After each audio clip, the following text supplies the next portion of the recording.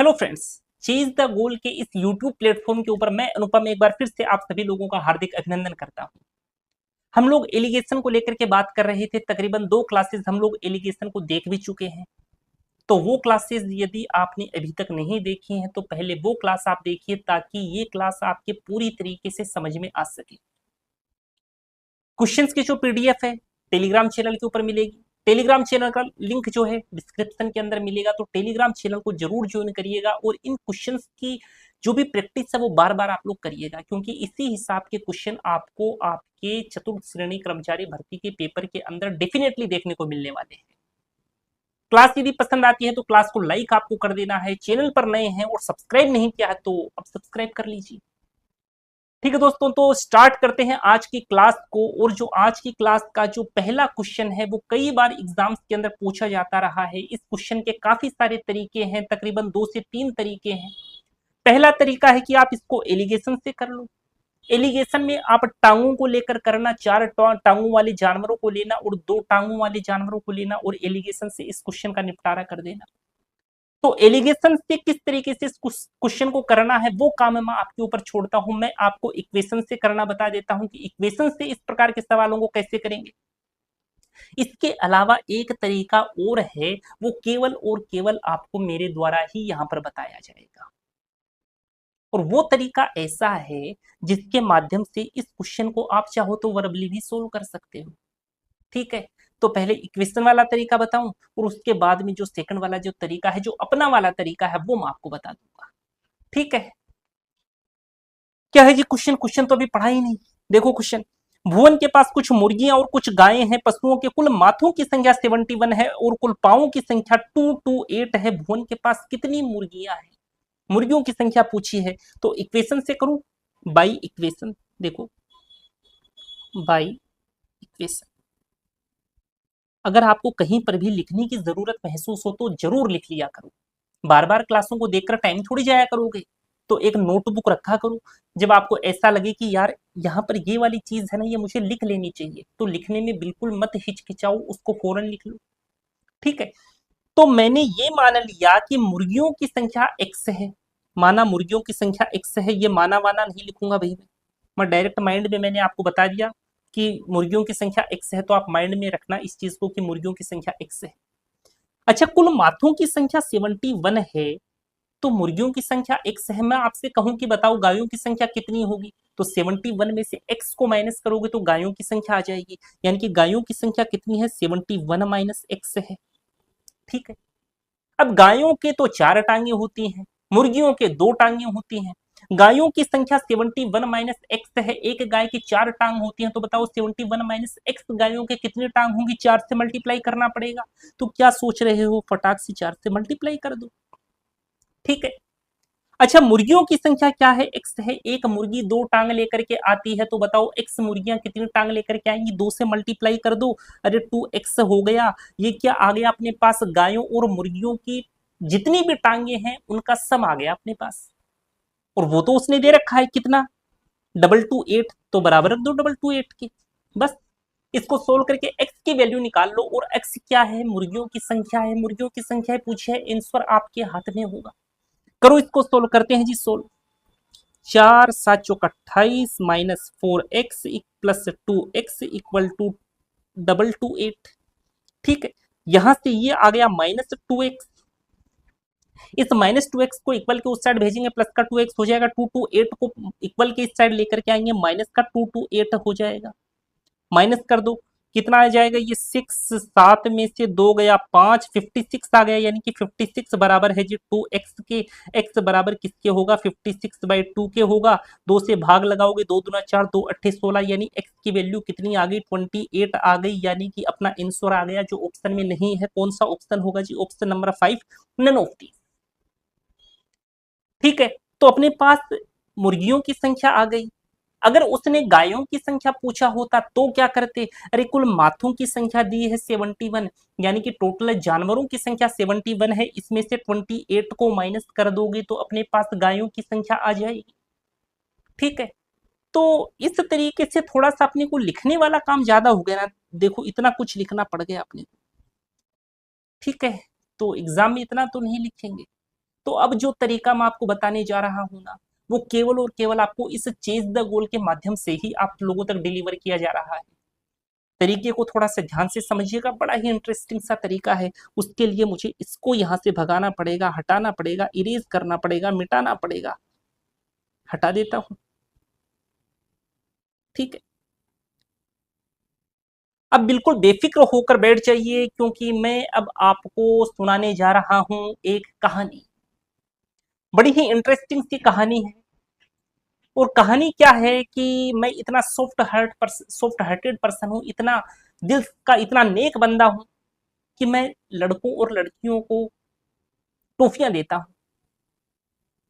सभी लड़कों को तो मैं देता हूं 2 टॉफियां, और लड़कियों को देता हूं मैं 4 टॉफियां। ठीक है, क्लासरूम में कुछ लड़कियां बैठी हैं, कुछ लड़के बैठे हैं।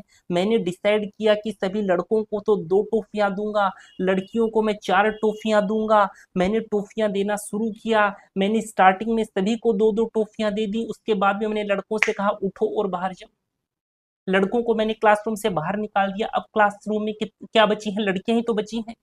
यानी कि 2 टॉफियां तो मैंने सभी को दे दी, चाहे लड़कियां हो चाहे लड़के हो, 2 टॉफियां तो सभी को मिलेंगी। ठीक है, लड़कियों को तो 2 टॉफियां मिल चुकी हैं।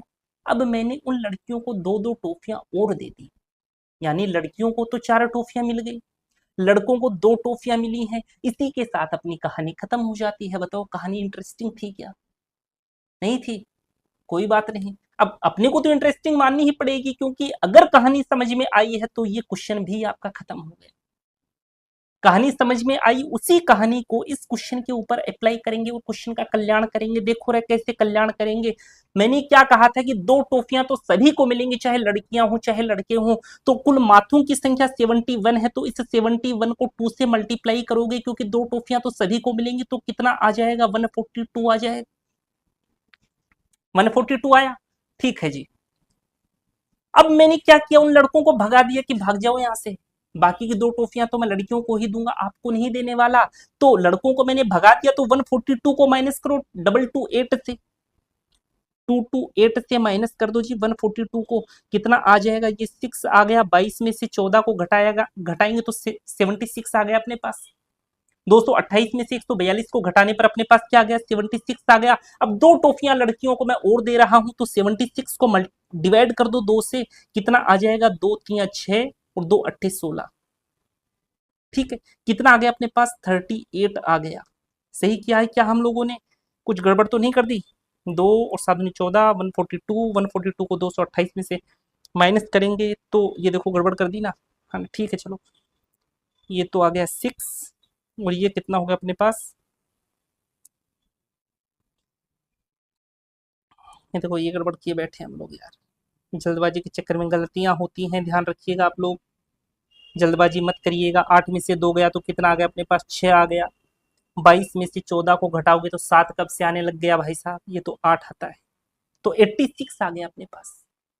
अब लड़कियों को 2 टॉफियां और देनी है ना, तो डिवाइड करो 2 से। कितना आ जाएगा? 2 चौके 8, 2 3 6, 43 आ जाएगा। तो 43 क्या है? अब यहाँ पर एक बात ध्यान रखना, ये जो 43 आता है ना, ये 43 गायों की संख्या है, उन जानवरों की संख्या है जो 4 टांगों के साथ पैदा हुए हैं। इस कहानी से हमेशा आपको उन जानवरों की संख्या मिलेगी जिनकी 4 टांगे हैं। अब 43 मत लगा कर क्या जाना। देखो उसने क्या पूछा है, भुवन के पास कितनी मुर्गियां हैं। उसने मुर्गियों की संख्या पूछी है, 2 टांगों वाले जानवरों की संख्या पूछी है, तो 43 थोड़ी होगी। 71 में से माइनस करोगे 43 को, तो किन की संख्या आएगी? मुर्गियों की संख्या आएगी। क्या आएगा? 28 आएगा, यानी कि ऑप्शन नंबर 5 आपका आंसर होगा। कितना टाइम लगा? टाइम नहीं लगाना। अगर आपको लगता है कि टाइम लगा है, तो एक क्वेश्चन मैं आपकी प्रैक्टिस के लिए लाया हूं, उससे देखना यही कहानी वाली चीज अप्लाई करेंगे और फटाक से क्वेश्चन को निपटा देंगे। ठीक है, अगला क्वेश्चन देखें। देखिए जी अगला क्वेश्चन, ये देखो। दूध और पानी के 60 लीटर मिश्रण में पानी की मात्रा 5% है। इसमें लगभग कितना पानी मिलाया जाए जिससे मिश्रण में पानी की मात्रा 15% हो जाए? इस प्रकार के काफी सारे सवाल कल की क्लास में डिस्कस किए हैं और आज की क्लास में भी करूंगा, क्योंकि क्लास के ये जो क्वेश्चन है ना, ये काफी बार एग्जाम में आता है, इंपॉर्टेंट क्वेश्चन है। तो यहां तो पानी की मात्रा मिला रहा है, यानी कि दूध की मात्रा फिक्स है, दूध के साथ कोई छेड़छाड़ नहीं कर रहा। तो कल की क्लास में ही मैंने आपको बताया है कि जिस चीज के साथ कोई छेड़छाड़ नहीं होती उसी को हमेशा इक्वल रख करके आंसर निकालना होता है। तो करें इसको, करते हैं जी। दूध और पानी के 60 लीटर मिश्रण में पानी की मात्रा 5% है, पानी की मात्रा 5% है, तो बताओ दूध कितना है? 95% है। भाई दूध की अमाउंट ही तो सेम रहेगी पहले भी और बाद में, पानी को तो और ऐड कर रहा है, पानी तो चेंज हो रहा है, बराबर। इसमें लगभग कितना पानी मिलाया जाए? मैंने मान लिया कि इसमें x पानी मिलाया जा रहा है, तो पहले 60 था, अब x और ऐड कर दिया तो 60 प्लस x हो गया, जिससे मिश्रण में पानी की मात्रा 15% हो जाए। अरे पानी की मात्रा 15% हो गई तो बताओ दूध कितना हो गया? 85% हो गया। सोल्व कर दो, कटने वाली चीजें काट दो, इस परसेंटेज से ये परसेंटेज कट गया, 5 से काटते हैं, 5 एकम 5 बच गया 4, 5 नवा 45, 17 पंजे 85 पॉइंट में आएगा। और इसने क्या पूछा? लगभग कितना? लगभग पूछा है भाई इसने, अप्रोक्सीमेट पूछा है, तो अप्रोक्सीमेट ही बताएंगे, एग्जैक्ट काहे को कैलकुलेट करेंगे। तो 60 into 19 upon 17 equal to 60 plus x. ठीक है, इसको सोल्व करते हैं जी। 17 से काटते हैं, 17 थी 51, पीछे कितना बच गया? 9, फिर कितना आ जाएगा? पॉइंट लगाया 17 पंजे 85, 3.5 ही रख लो, काहे को वैसे भी अप्रोक्सीमेट बताना है अपने को। फिर 19 से मल्टीप्लाई करो इसको, 19 पंजे 95 का 5, हासिल आ गया 9, 57, 57 और 9 66, एक अंक के बाद में पॉइंट बराबर 60 प्लस एक्स, एक्स की वैल्यू बतानी है, ये 60 इधर आएगा, 66 माइनस 0.5 से 60 को माइनस करोगे कितना आ जाएगा? 6.5 आ जाएगा। तो इसके आसपास है क्या कोई? देख लो आप, यह है ना 7 लीटर, तो यही आपका आंसर हो जाएगा ऑप्शन नंबर 3। अप्रोक्सीमेट पूछा तो अप्रोक्सीमेट आंसर देंगे, एग्जैक्ट पूछता तो एग्जैक्ट बताते। अप्रोक्सीमेट पूछा है, एग्जैक्ट एग्जैक्ट बताने के चक्कर में बैठ करके टाइम काहे को जाया करें यार अपने। ठीक है, चले अगले क्वेश्चन पर।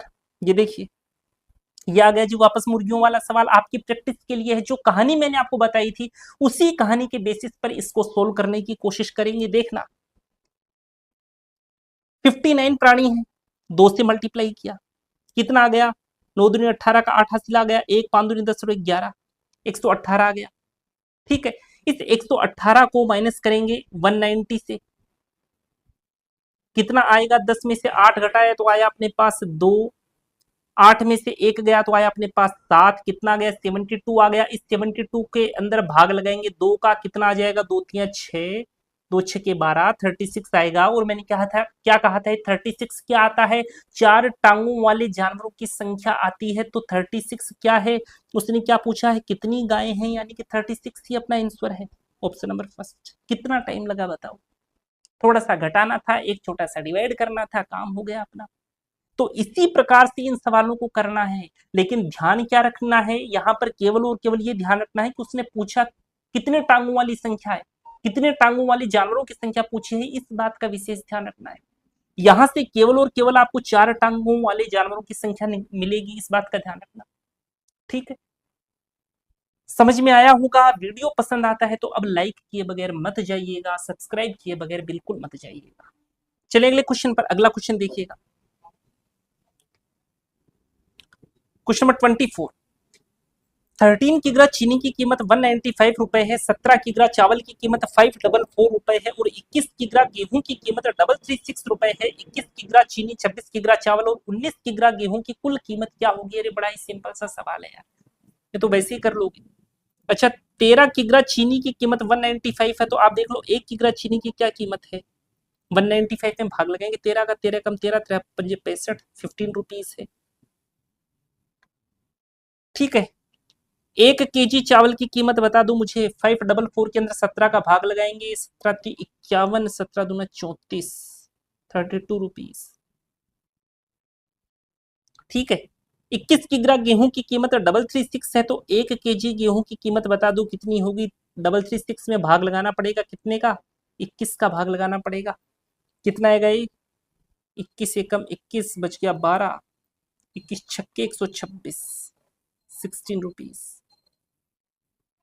ठीक है जी, अब उसने पूछा है 21 किग्रा चीनी, 26 किग्रा गेहूं, 26 किग्रा चावल और 19 किग्रा गेहूं की कुल कीमत क्या होगी? तो 1 केजी चीनी की कीमत 15 रुपए है, तो बताओ 21 केजी चीनी की कीमत क्या होगी? मल्टीप्लाई कर दो 21 से, इसको मल्टीप्लाई कर दो 26 से, इसको मल्टीप्लाई कर दो 19 से। अब सोल्व करना पड़ेगा और कुछ है नहीं सवाल में। सोल्व करते हैं जी। 21 को मल्टीप्लाई करेंगे 15 से, तो 15 एकम 15 का 5 हासिल आ गया 1, 15 दूनी 30 और 1 31। 26 को मल्टीप्लाई करेंगे 32 से, 26 दूनी 52 का 2 हासिल आ गया 5। अब इस 26 को मल्टीप्लाई करेंगे इस 3 से, कितना आ जाएगा?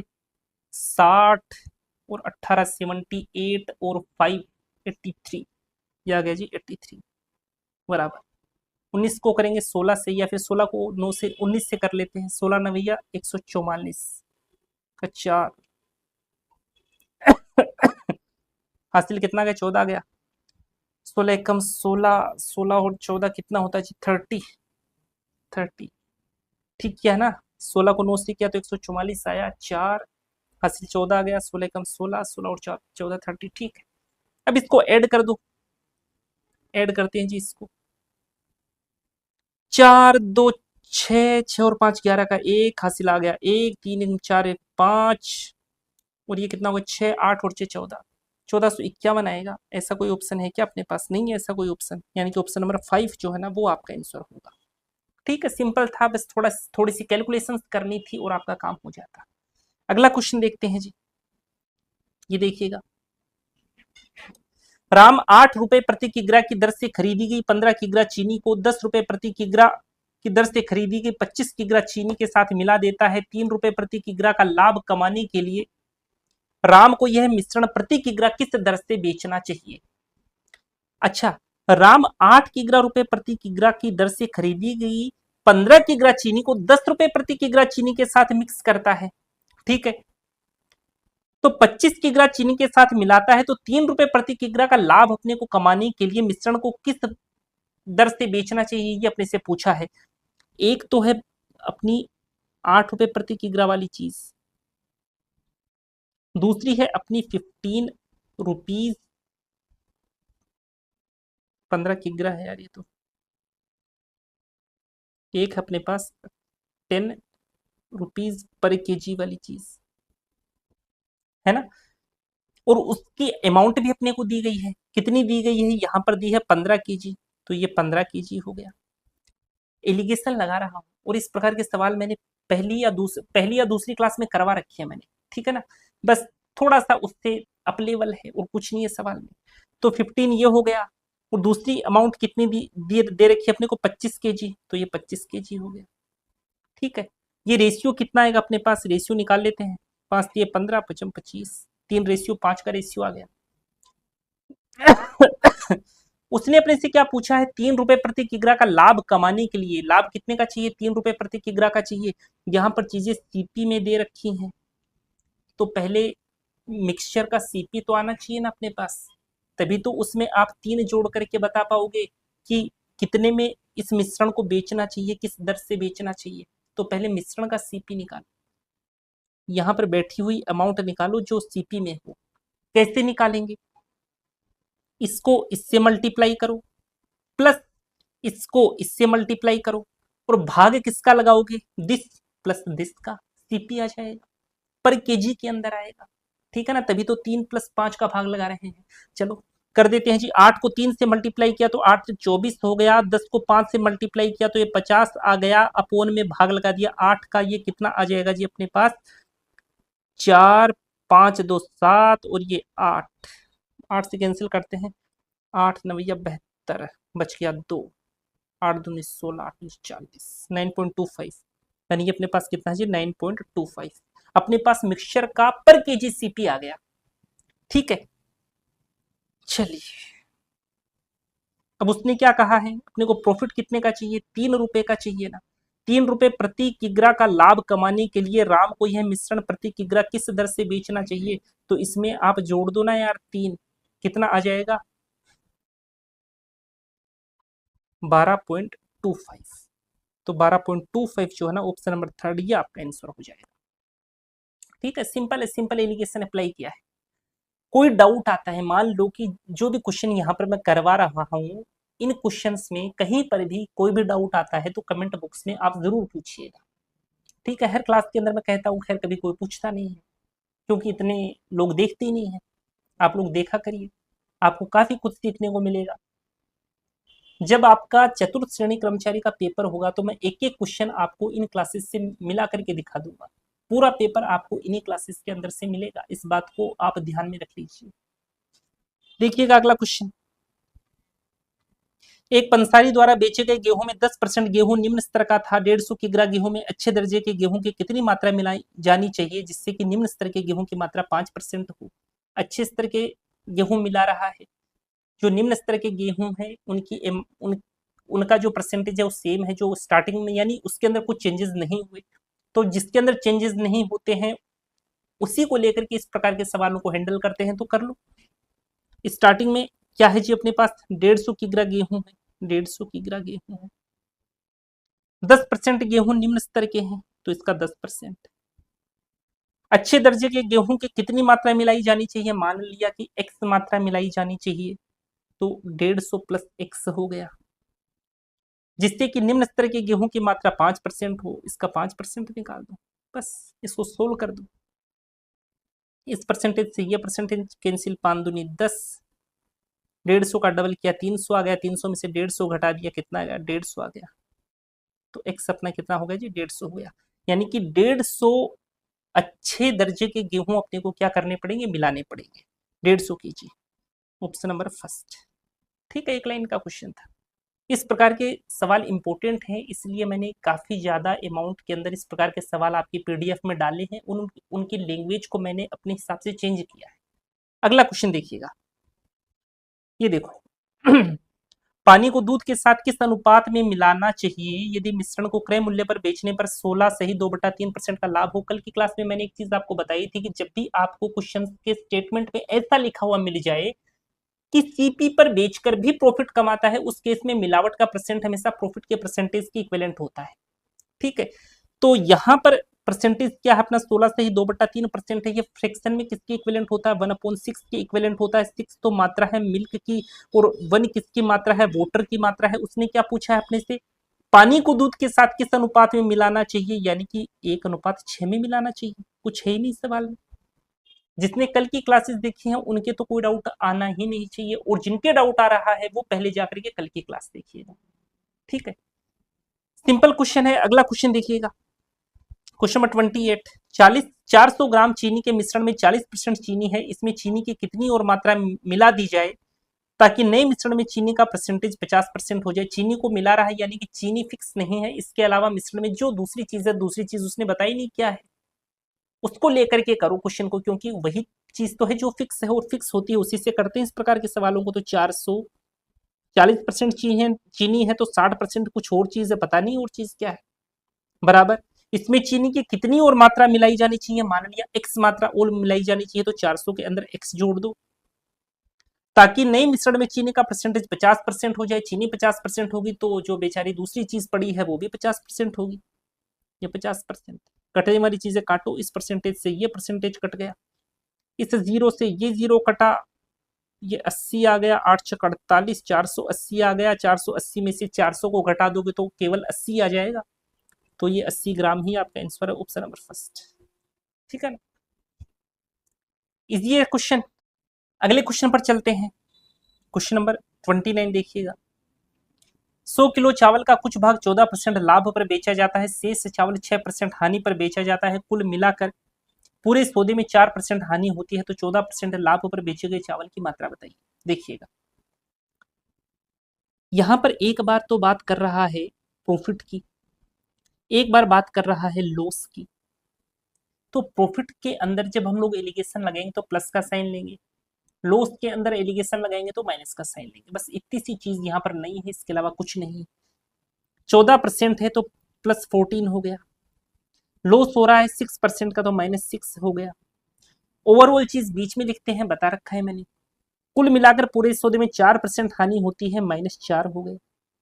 ठीक है, लॉस हो रहा है तो -4 हो गए। उसके बाद में क्या करते हैं, बड़े नंबर में से छोटा नंबर घटाते हैं। बताओ -4 और -6 में से बड़ा कौन सा, जो नंबर लाइन के ऊपर जीरो के सबसे ज्यादा नजदीक है नेगेटिव का, वही नंबर बड़ा होता है। तो -4 और -6 में जीरो के नजदीक कौन सा है? -4 है, यानी कि -4 बड़ा है।